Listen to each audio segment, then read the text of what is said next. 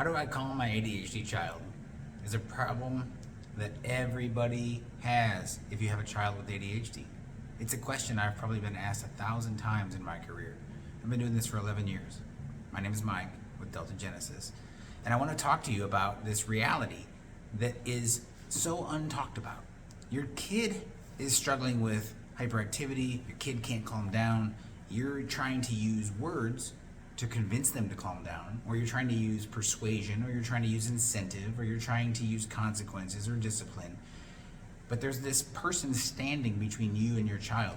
It's not really a person, but this concept, this thing standing between you and your child's behavior, your child's inability to calm down. And that thing is their brain. So what I want you to understand is that it's not your child choosing not to calm down, and it's not you being incapable as a parent to stop them from being hyper and to help them calm down. It's neither one of those things. It's not their fault. It's not your fault. It's this one thing called brain function. And so here's what I want to talk to you about. The brain receives information and then it puts out information. It only does those couple of things. But those couple of things literally define our entire lives. So everything you perceive, whether it's through your eyes or your ears or your skin or through your nose or through your mouth or through someone talking to you and you perceive concepts, that's input to your brain.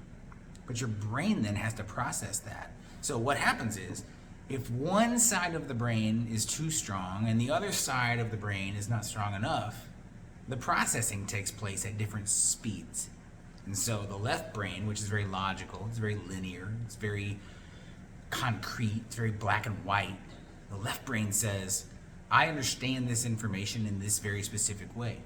But if it's over strong, too strong, if it's overconfident in his abilities, the left brain ultimately tells the person, the child, what to do with that information. Whether it's something they heard or it's something they saw, it doesn't really make any difference.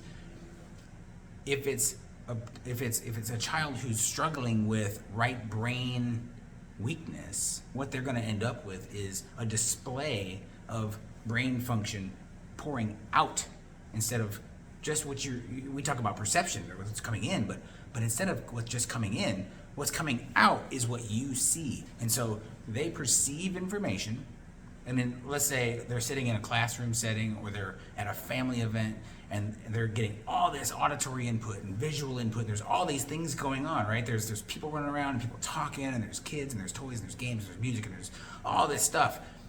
That's coming in and it's being processed by the part of the brain or the side of the brain that says, I have to do something to interact with this. The right side of the brain says, I gotta slow down, I gotta sit down, I gotta process all this. But they don't know how to process it. The right brain's not strong enough to communicate. So they say, I'm gonna interact in a way that's either happy or excited or angry. And so you wanna calm them down. And so what you say is, I'm gonna speak to you in a logical way and expect you to get it at 6, 7, 8, 9, 10, 12, 3, doesn't matter what age they are. I'm gonna expect your left brain to process what I'm saying instead of what you're processing with the environment that's around you. And so what happens is you get frustrated because they can't process your logic in the face of all the rest of what their brain is trying to process. So what do? The answer is, don't speak to them, speak to their brain. How do you speak to a child's brain? And the answer is, they have 5 senses, really 6 senses. That 6th sense is one thing that's really abstract called proprioception, the brain's ability to connect to the body. And so I'm going to tell you one really easy, simple piece of advice to help you calm your child in any circumstance. Take them into a room with low lighting and low sound.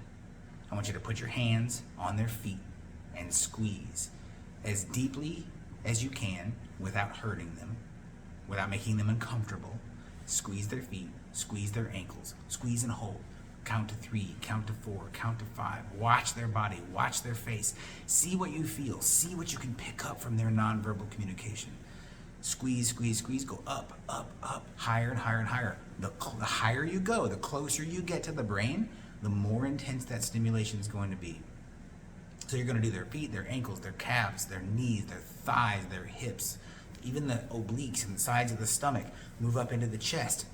Squeeze their arms, even gently around their neck, jawline. Move up into their temples. Squeeze their forehead. Rub around the back of their skull and help them to feel their body.